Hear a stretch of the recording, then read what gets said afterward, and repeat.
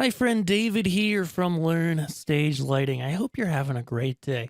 Hey, today we're going to talk about DJ lighting. Particularly, we're going to show you in this rig right here how to set up some DJ lighting and set up some scenes to run things live and on the fly. And so, a lot of this material, I got to be honest with you, I'm giving away a good bit this month of what's within my course, Amplify Those Beats, which is available on Learn Stage Lighting Labs. More info here on the YouTube card. But for now, let's look at this rig quick. And I just want to show you how I set up some scenes for a basic DJ. Now, this rig that we're looking at here is definitely more mobile DJ centric. But what we're going to teach today, what we're going to learn today, applies whether you're a mobile DJ, whether you're doing EDM, or even, somewhat it applies to live music, because at the end of the day, it's all music. And while there's nuances and difference between lighting these different things, they're not massive differences. So we're blue here. We've got very blue man, very blue room. But what we've got here basically is two sets of 4 bars. This could be like an ADJ star bar system or a Chauvet 4 bar kind of system.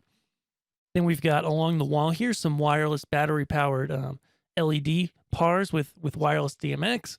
And then we've got 2 little moving heads here to give us a little something. So this is something that you would see, a lot of people who are mobile DJs have a setup like this, similar to this. These are truss uprights, but they could be a basic tripod stand very easily. This is just what's in my visualizer and easy to model.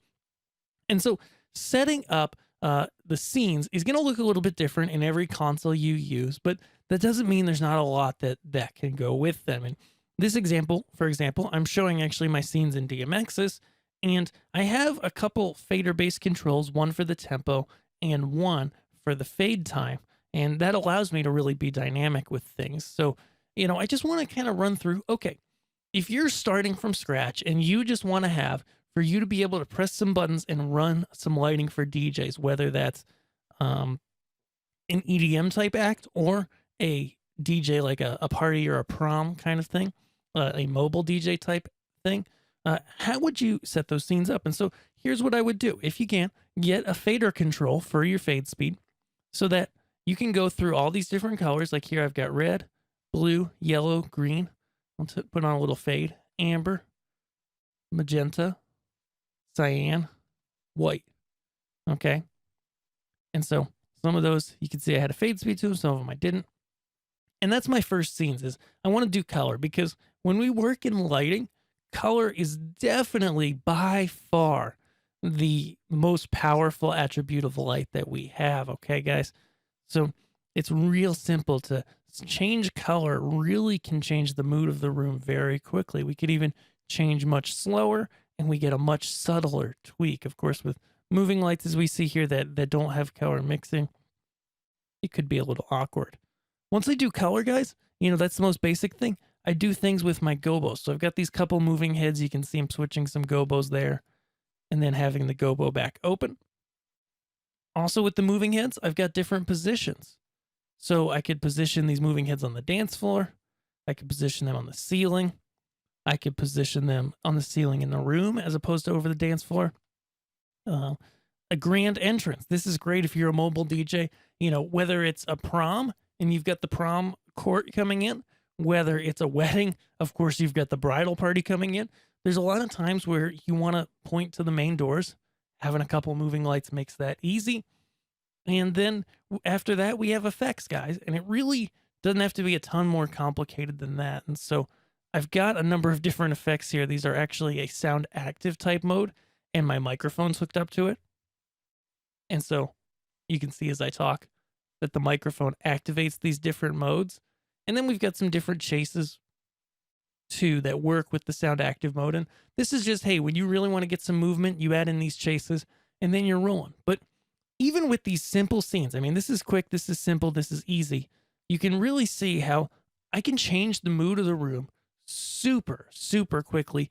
I can make things move really fast and really easily and be able to get what I want quickly. And that's where, like our last video, a week ago, we talked about getting the right console in your hands. And while SoundSwitch is a great console, like I talked about for that mobile DJ person, if you don't have a program that's compatible with it, or you don't want to go through the setup, or you just don't feel like it's going to give you a ton of extra function over what you're already doing, then, check out something like DMX's, or maybe you are a production company that does DJ stuff, but you also do other music gigs. Maybe you use a console like Lightshark or Onyx, where you can set up a page of buttons like this and some faders and be able to control things really quick and make it match with the DJ.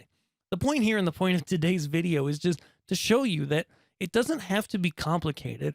And in fact, oftentimes, this is a big secret here. It's not really a secret, but a lot of people don't know it, is that oftentimes, if you keep things simple, give yourself, a handful of really well thought out consistent buttons to press with different lighting looks, you're going to make a much better show than you would if you had 10 times the options. That's something I fight against personally as a lighting designer, and something that I see people struggle with as well. That you want to make all these different looks, and sometimes, a lot of times, that actually having that many looks to choose from and having them not super organized makes it less of a show than if you would have had half the stuff but knew where things were in the moment. With lighting, timing is everything. So if you enjoyed this video, guys, give this video a big thumbs up, a big like below. Subscribe here to learn stage lighting. And if you're new to DJ lighting or just lighting in general, you don't want to miss my free guide. Get it here, called 4 Things You Need to Know Before You Buy Any DJ Lighting. I will see you guys next week. We're actually going to talk about some really great things in the next video of this playlist, or next week, which is going to be, how do you sync visuals and lighting for a DJ set? What kind of software can you use to bring these things together, and how do you make it all work? We'll talk about that there.